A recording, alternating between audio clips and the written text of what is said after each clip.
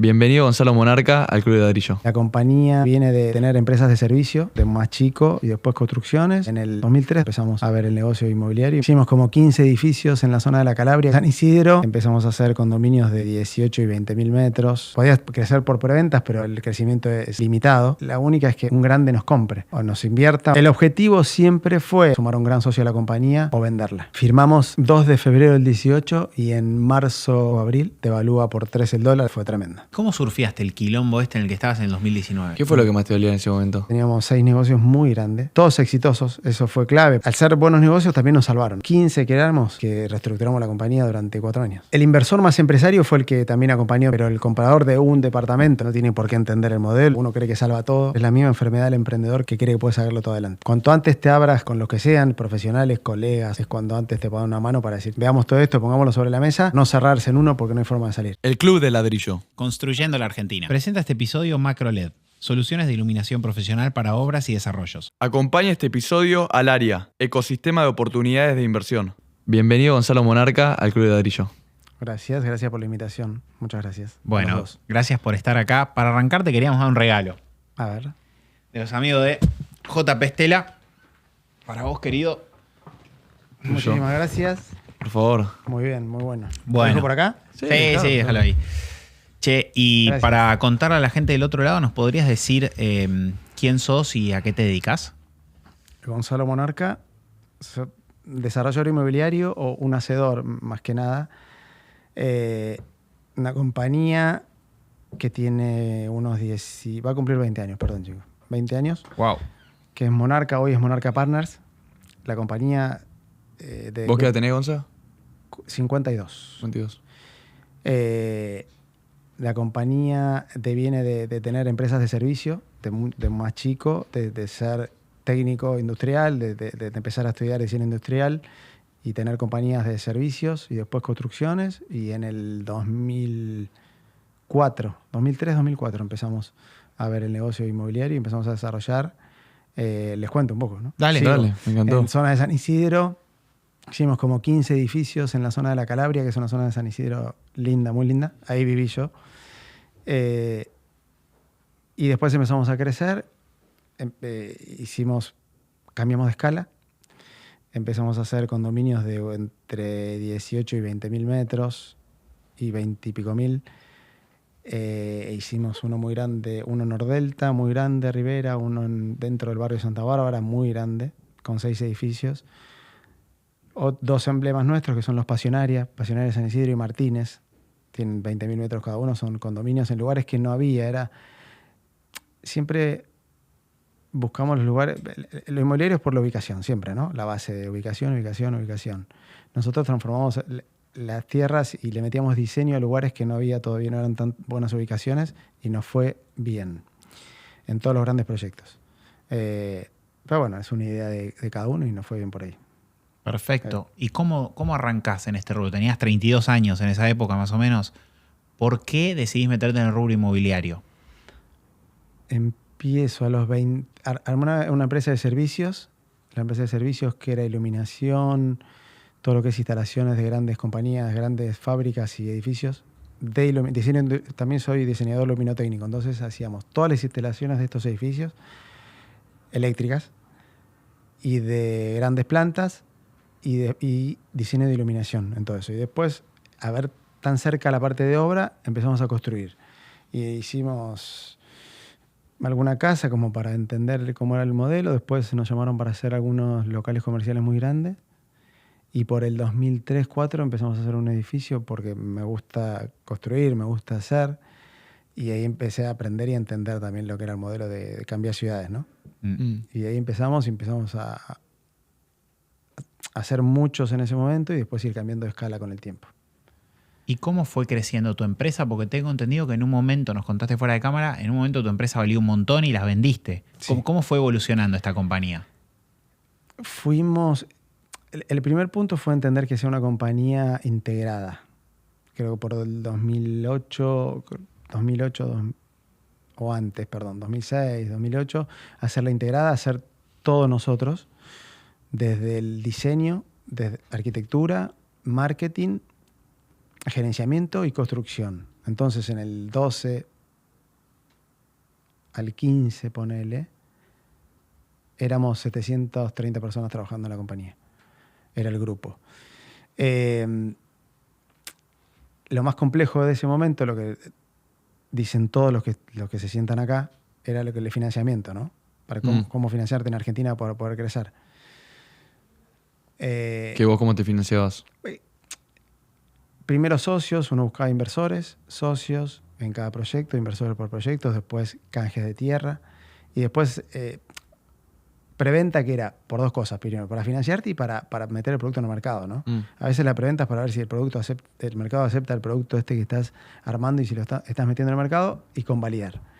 Después ya te financias por preventa. Cuando vas tomando un volumen, tenés preventas y te financias por preventa. En Argentina.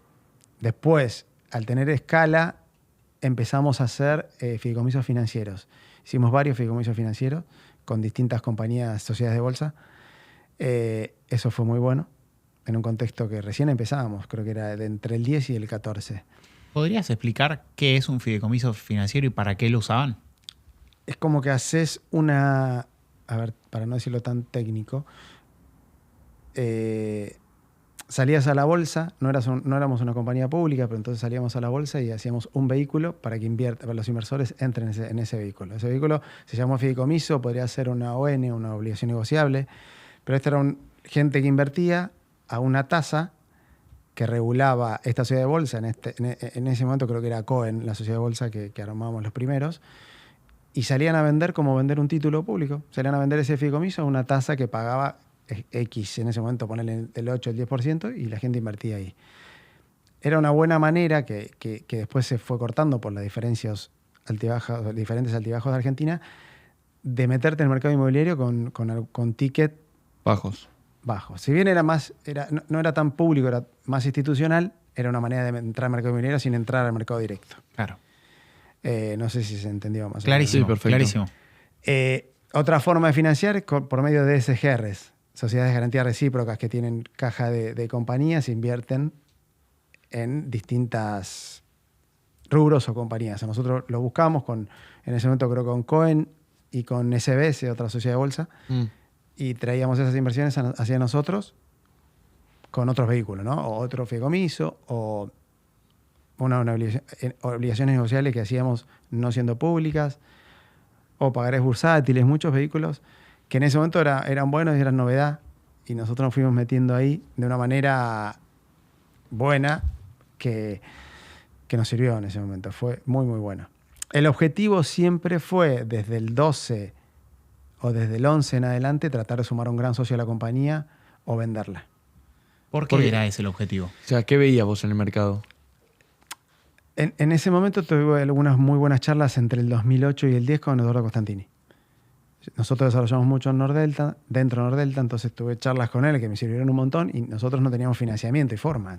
Discutíamos con él a veces bien, pero no teníamos el vehículo para crecer si no tenés financiamiento. Era muy difícil. Podías crecer por preventas, pero el crecimiento es limitado. Estos fideicomisos financieros que hicimos también estaban bien, pero nos faltaba volumen. Entonces dije, la única es que un grande nos compre. O nos invierta, o nos compre un pedazo, o nos compre todo. Buscar una salida. Y encontramos esa compañía en una chilena muy grande. ¿Cómo la encontraste? ¿Vas a una consultora de M&A? No, antes de que pase eso, que era lo que teníamos que hacer, cruzamos a esta compañía en Chile, pero nosotros estábamos trabajando en Chile también. En un momento salimos a Chile y a Perú. Hay un grupo peruano que es muy grande, se llama Edifica, grandes amigos, que vinieron a copiar el modelo de compañía integrada, hacer todo vertical. Y bueno, entonces hicimos algo con ellos en Perú y después hicimos algo en Chile. Y con Chile quedamos con algunos socios o contactos para después, que un poco fue esto. En un momento, cuando cambiaba el modelo en Argentina, o creíamos que cambiaba el modelo, llamo a alguno de estos chicos de Chile y le digo, che, cambia el modelo, Argentina va a un país de otro rumbo, va a haber crédito, hay necesidad de vivienda, el déficit es gigante, 4 millones de viviendas de déficit en ese momento de Argentina, y dijimos, bueno, traemos el modelo chileno, y ahí empezamos con tu papá, con Isel, en la Cámara, yo era vicepresidente de la Cámara, el presidente, para traer la UF chilena, que es la UBA. Claro. Y nos costaba un montón hacerlos entender, pero bueno, después se logró y vino la UBA argentina. Con una variable compleja, ¿no? Los chilenos tuvieron variables, pero tuvieron más conductas. Nosotros nos costó un poco más. Entonces, la idea era traer alguna compañía chilena especialista en vivienda de crédito y aparecieron este grupo y dijo, bueno, me subo con ustedes, los compro. Y ahí empezamos a negociar. Pero hay que lo llamar y le digo, che, ¿te quiero vender? O sea, ¿cómo haces ese coqueteo con el tipo? Porque fue raro. Estábamos en un edificio que nosotros teníamos unos colegas arquitectos en Chile. Sale un argentino y empezamos a hablar y era un director de esta gran compañía. Y sabían que Argentina estaba cambiando de modelo. En aquel momento creo que, no sé si pasaba de un gobierno, creo que ganaba Macri, fue De fin del Cristina 15, Macri. de Cristina Macri, fin del Sí. 15. Entonces parecía que era un gobierno más de otro modelo, o más de derecha, o como lo llamemos. Pero veíamos que ese cambio podía ser positivo para el crédito. Entonces, hablando de eso, me dice, bueno, me gusta la compañía. Fue en el 15 la venta porque dijo, si gana Macri, nos metemos a la compañía. Algo así fue. El modelo era igual, ¿no? En ese momento creo que estaba Scioli y Macri. Bueno, cuento corto, dijimos, te la vendo, ¿cuánto vale? Empezamos a ver el número, sumamos a un Big Four para que una de las grandes... Que la audite. Sí, que fue BDO, que la auditó. ¿Qué audita ahí? ¿La máquina que tenés, ponele? Audita ¿El flujo de venta futuro? Claro, lo actual, los activos, pero lo más importante, los flujos futuros y los terrenos que tenía la compañía para el desarrollo futuro. Y ellos veían lo que veíamos todo, que era un gran momento para entrar a un producto de crédito en Argentina. ¿Qué porcentaje de tu empresa les vendiste? El 50%. Fuimos por el 100 y al final terminamos 50%, 50. Pues te dijo, Flaco, te quiero a vos en la empresa porque Claro, quería que... depende muchísimo del fundador en una de esas. Sí, era clave. Yo les decía, está bien, hay que poner mucho más management dentro de la compañía. Entonces yo me corrí un poco, me quedé como generador de nuevos negocios y pusimos equipo. Los dos pusimos directores dentro de la compañía distintos, nuevos. Eso fue positivo. Todo el 16 fue positivo, 17 también, y fin del 17, enero del 18, más complicado. ¿Por qué? O sea, ¿qué pasó? El país empezó a tener una caída, fin del 17, se empezó a frenar el mercado. Nosotros vendíamos menos, el armado, en este medio, en este mix, traemos otra chilena que hace viviendas de crédito, que era Armas, una muy grande. Entonces empezamos a ver y hicimos varios proyectos. El más grande era la estación de Avellaneda con 6 torres de crédito, para crédito, perdón. Y teníamos varios negocios de crédito en zonas más... El norte era San Fernando y Tigre, había también, y otro en Pilar. Y uno en Capital, en Devoto, muy grande. Todo era para este modelo. En el medio empezó a caer el mercado de lo que nosotros teníamos, empezó a frenarse un poco el mercado. No me acuerdo las variables de ese contexto del gobierno de la mitad de Macri. Y en enero... ¿Sigo contando? Sí, No, dale. yo les cuento. En enero, primeros días de enero, estos socios dicen, nosotros nos vamos porque el país va a explotar. Así, literal. Digo, no puede ser.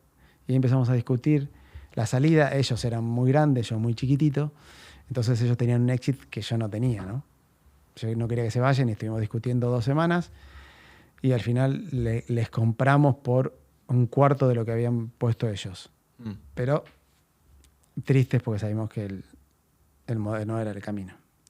Y ahí le compraste su parte a esta empresa chilena y era 2018 que vino la debacle inmobiliaria. Firmamos 2 de febrero del 18 y en marzo creo, abril, devalúa por 3 el dólar, de 14.40, algo así, a 42. Una devaluación por 3 fue tremenda. Claro.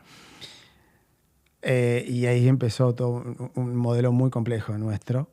Teníamos mucha deuda en dólares Por eso te habías endeudado. claro, eso que les contaba de los fideicomisos financieros, de las ON. ¿Y cuántos empleados tenías? Cuando entra este grupo chileno, separamos las compañías de los 730, nos quedamos con 142.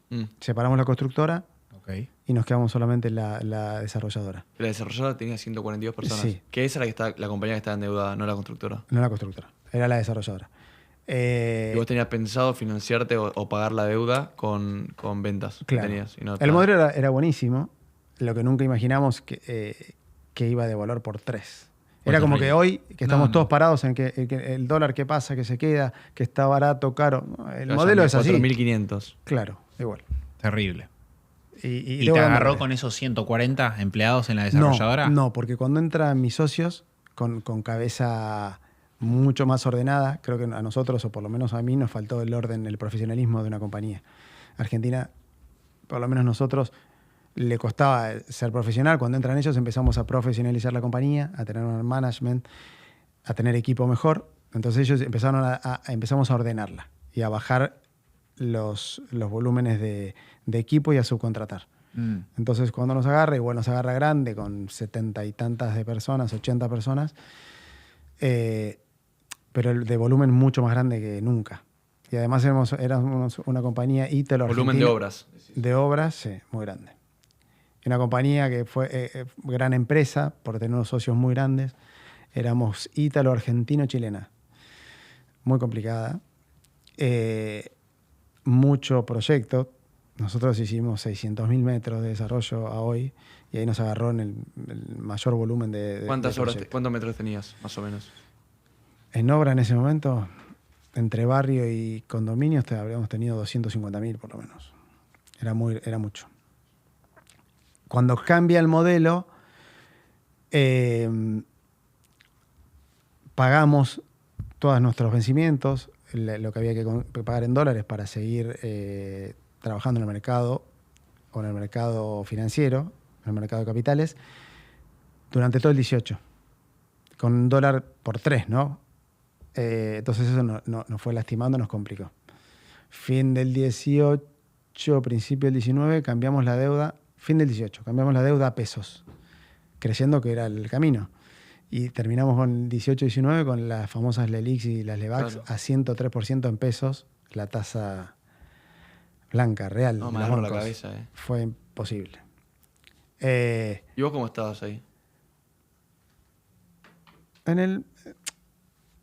Durante la salida de mis socios, yo ya estaba mal personalmente porque yo no quería que salgan. El modelo no era que habían entrado ellos, sino el modelo era la deuda que traían ellos. Ellos tenían deuda internacional, el 3%, 3.2%, para nosotros no existía. Y ahí íbamos a financiar toda la vivienda de crédito y después, por otro lado, compraban los compradores o securitizaban los flujos o los compradores compraban con crédito eso que ya habíamos hecho. Ese es lo que me había lastimado primero, la salida de ellos. Yo no quería que salgan, pero no podía hacer otra cosa. Claro. Pero para entender una cosa, vos estabas obligados a comprarle su parte a ellos. Sí. ¿Y a un precio que un tercero definía?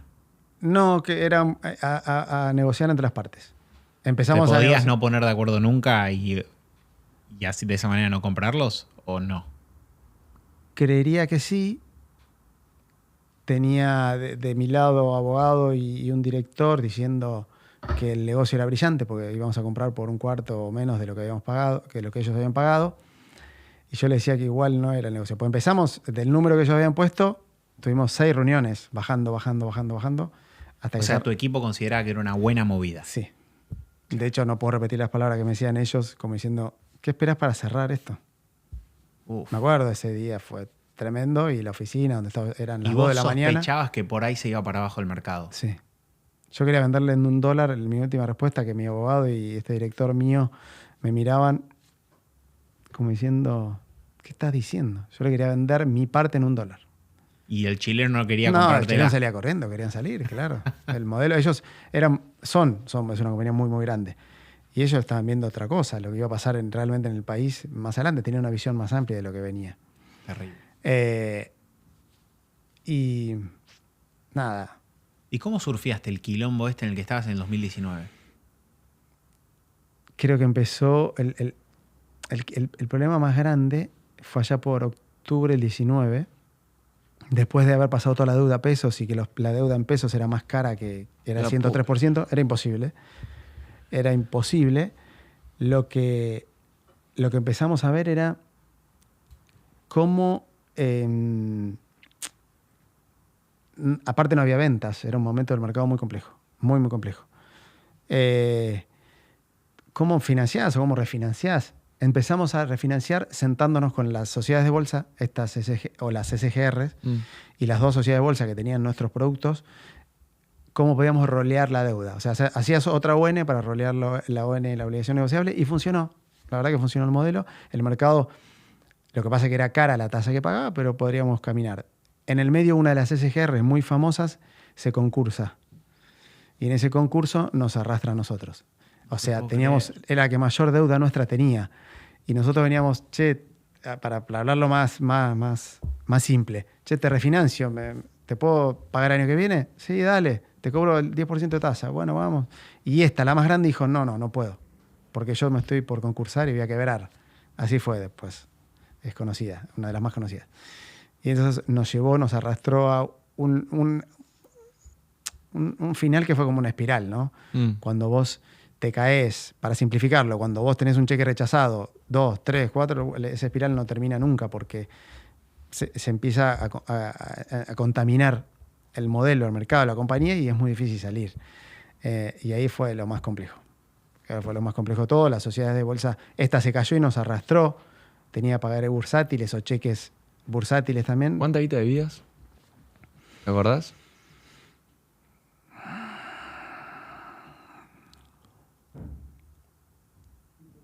Va a parecer un montón. Después cuando lo desarmamos es mucho menos, pero casi 50 millones de dólares. Cuando lo desarmamos en todos los modelos de negocios eran 6 negocios muy grandes.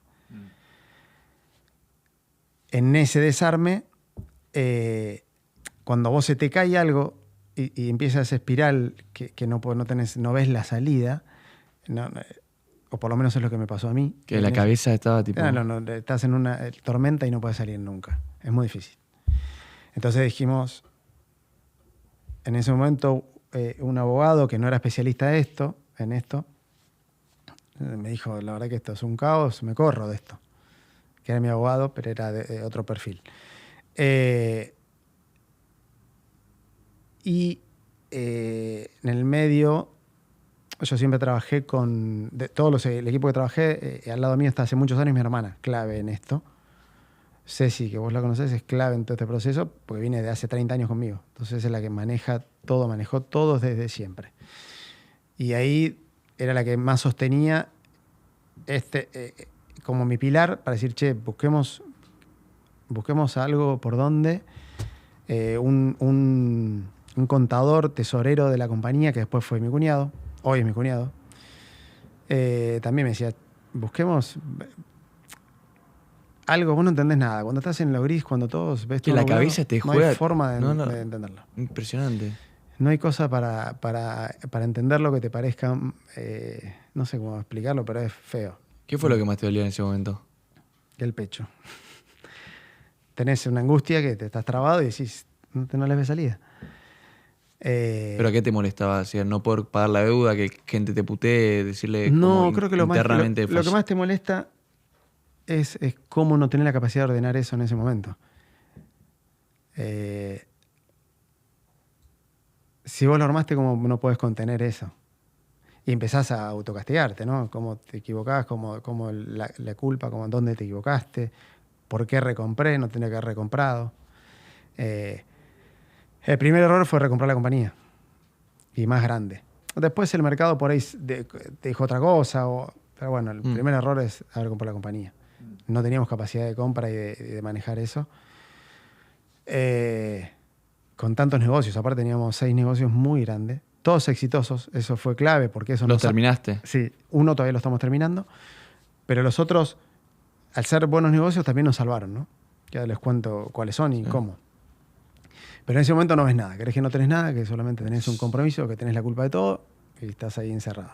¿Pudiste ver algo positivo con el tiempo a toda la situación? ¿O siempre te lo recordás con un dolor en el pecho? No, creo que tuve que trabajar un montón. un montón en mí en todo este proceso y con ¿Con terapia? terapia y mucha gente al lado, ¿no? La gente que me acompañó sí pasa, hay cosas que son básicas, pero es así. Los amigos del campeón vuelan, se bajaron todos del barco. En un momento no había nadie. Eso es real. Y se quedó la gente de verdad. Esos 15 que éramos, que reestructuramos la compañía durante 4 años.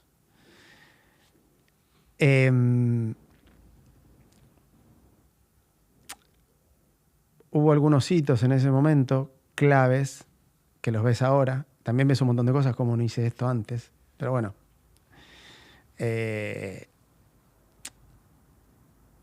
Mi mujer, que es psicóloga, dice: el Gonzalo de aquel momento es distinto al de este. El de aquel momento hizo lo que hizo y tenía la capacidad de hacer lo que hizo. El de hoy tiene otras capacidades, pero bueno, antes hacías lo que podías con lo que había. Pero bueno, hubo momentos claves. Alejandro, que es mi cuñado, me dijo: bueno, vamos a ver a alguien, y empezamos a trabajar. Hablé con todos en las mesas, porque hablaba con toda la cámara y con la mesa chica, para ver la forma de, cómo reestructuramos. Y la charla más importante fue con Isel, con tu papá, que me senté con él y dije: Isel, contame un poco, vos tenés más experiencia y más años, ¿qué se te ocurre? ¿Cómo hacemos esto? ¿O qué ves con esto? Y la verdad que un 10, siempre apoyando a morir, haciéndote entender algunas cosas que uno no las ve. Trajo a la mesa trajo a alguien clave a la mesa, que es Rubén, conocido de Isel y un tipo que creo que fue clave en todo este proceso. Rubén trajo a Luis, que es otro del equipo, que es clave en toda esta reestructuración. Pero lo que vieron ellos es, primero, para que hay un montón de activos acá adentro, ordenémoslos. No es que no hay nada. Bueno, y eso fue el comienzo. Apareció el estudio de abogados, que son hoy mis abogados, que también conocido de Isel y de Rubén en ese momento.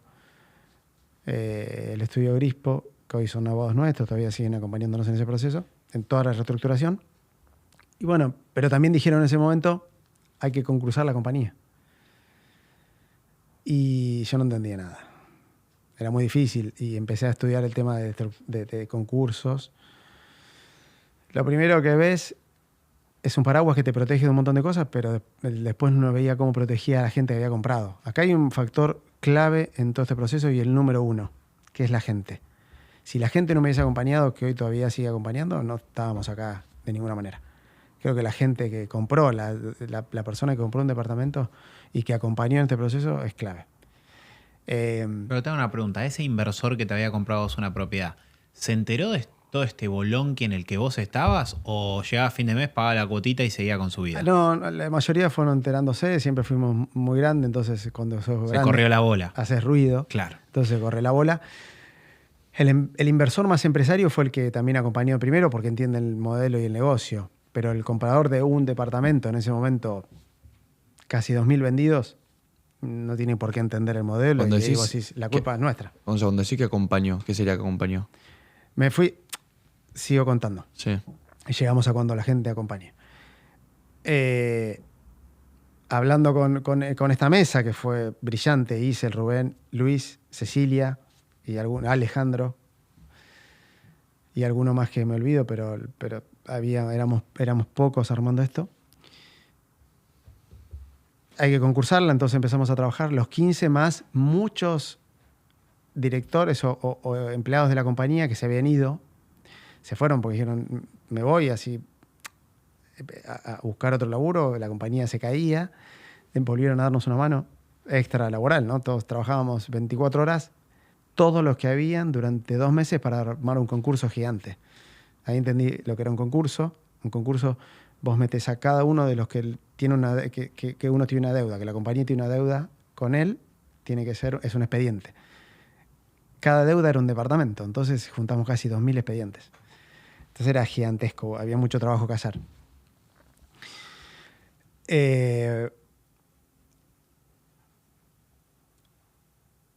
Tuve momentos claves. Uno cuando empezás a humanizar todo esto, creo que es la clave de todo este proceso de las compañías, de entender, ¿no? Para separar a Gonzalo de la compañía, que eso es clave para poder ver las cosas un poco más lejos.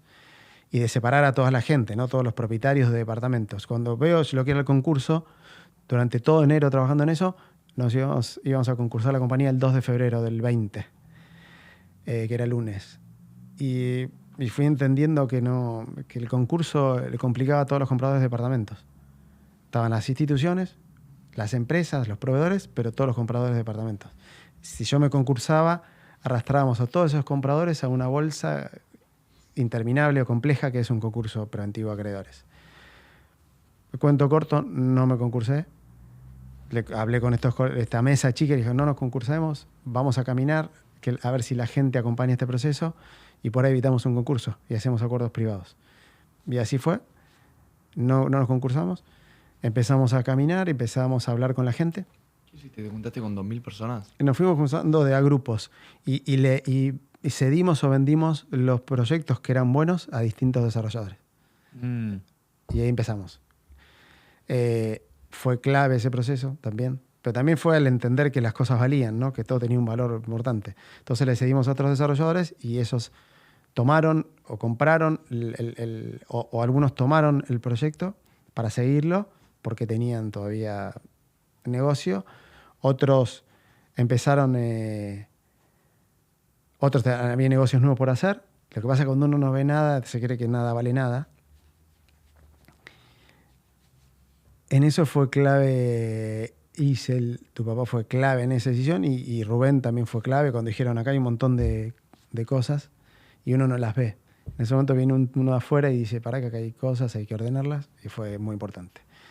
Y luego empezamos a caminar en eso y nos sentábamos con grupos de gente y le contaba esto cómo era y fuimos ordenándolo. Cada proyecto siguió su curso, de los 6 todos se entregaron. Uno se lo pasamos y invierte, es como comprador inversor el Grupo La Nación, que era el proyecto Azurra que armamos nosotros en Tortugas, proyecto muy exitoso. Era exitoso, nació exitoso y ellos lo siguieron, un gran proyecto. Y después el último que nos quedó era el proyecto de Lagún Pilar, que es un proyecto más grande nuestro, muy, muy grande. Tiene como 1.000 unidades, de las cuales hay casi 680 entregadas. Estamos terminando en un 65%, unas 100 unidades que hay que entregar a parte de estos propietarios. En ese proceso estamos. Gonza, ¿y qué te pasa cuando contás tu historia? O sea, ¿sentís algo? Sí, me estoy bancando porque estaría llorando. Porque pega un montón, pero en realidad pega porque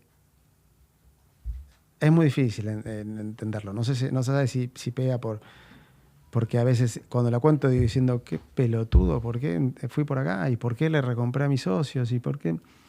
Pero bueno, estoy con el diario de hoy y hoy no hay mucha opción y hay mucha gente todavía que está bancando. De esa gente que hicimos, hay un gran grupo que sigue bancándonos hoy a terminar ese proyecto, que por suerte es un gran proyecto. Entonces siguió vendiéndose, hoy en día se vende y se está haciendo. Pero nada, es difícil la Argentina hacer modelos grandes. Después, cuando vos estudiás o hablándolo también con distintos desarrolladores que tuvieron problemas muy grandes así, es difícil las cosas de largo plazo. Tenemos acá una pregunta de los amigos de Baigun Realty para vos. Te preguntan lo siguiente. ¿Cómo manejás una conversación difícil con un inversor o socio? Que me imagino que has tenido. Un montón. ¿Cómo se maneja eso? Hoy tenía que tener una y no lo quise hacer porque venía para acá. Yo creo que lo más importante de todo es de una y de frente y transparente y claro. Sin anestesia. Sin anestesia. Alguno lo toma... Por lo general, uno siempre piensa que lo van a tomar mal porque la cabeza es la que es negativa todo el tiempo y busca la parte negativa que uno tiene o la tormenta que tuviste es lo primero que busca. Entonces vas a hablar sobre un tema, no sé si es positivo o negativo el tema. Si es positivo es bueno. No. Es buenísimo, fácil. Si es negativo, nada, tenemos que sentarnos a ver esto para buscar la salida. Y todas las veces que lo hice me pasó que la gente se abre rápido. 90% de las veces se abre a buscar una solución en conjunto. De hecho, en el promedio nuestro, el 96% de todo lo que hablé de ese concurso, de eso que no hicimos y de la reestructuración, acompañaron. Los que no acompañaron también está bien, porque tenían su derecho a reclamar sobre lo que no estaba en ese momento. Pero seguimos igual, la compañía sigue misma compañía, misma estructura, todo igual, tratando de, después de ahí empezando a ver otro modelo, ¿no? Haciendo cosas nuevas. Está buenísimo.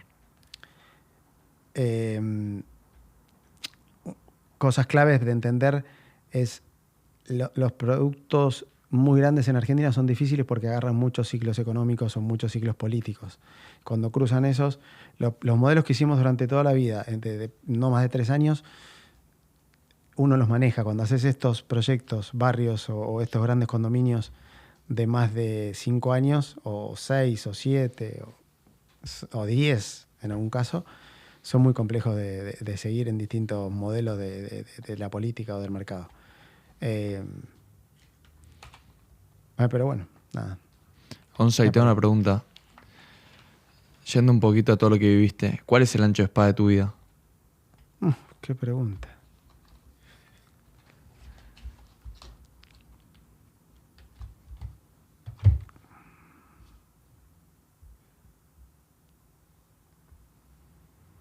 ¿Como Salvador o como una cosa clave de todo?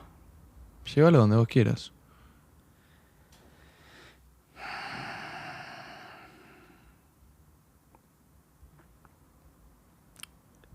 Creería que mis hijos.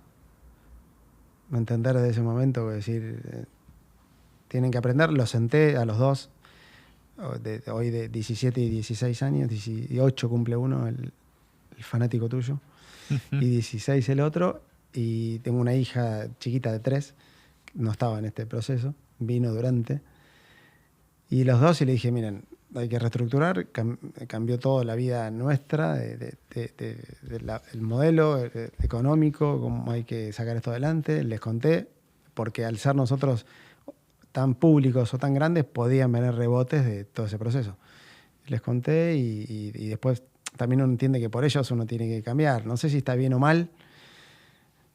Por más que cueste lo que cueste, uno trata de ordenar y para salir adelante con su nombre, que es lo más importante en todas las cosas que hagas en la vida. Con lo cual, creo que mis hijos y el nombre es lo más importante.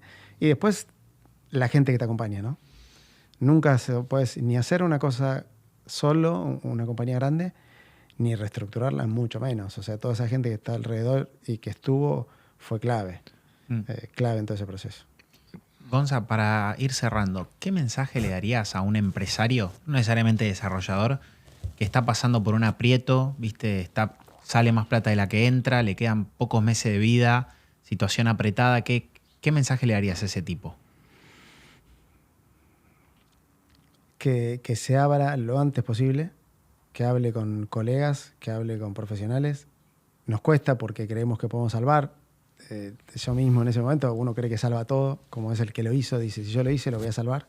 El emprendedor es la misma enfermedad del emprendedor que cree que puede sacarlo todo adelante.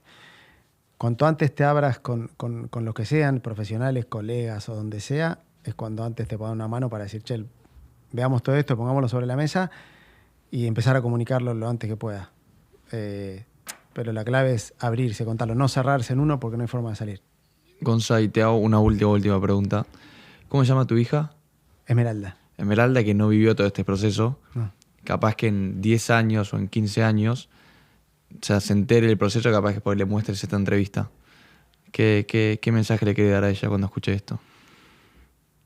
Zafaste. Mira, zafaste. No, yo creo que ojalá vea ella la reestructuración de la compañía y los nuevos negocios que se están armando para el año que viene, que es parte de todo este proceso. Y ojalá también le pueda dejar algún aprendizaje de estos errores que uno comete en la vida, que son para aprender o por algo son. Yo creo que lo importante es aprender de las cosas. Esa es un poco la clave de todo. Muchas gracias. Gracias. Gracias, querido. Gracias.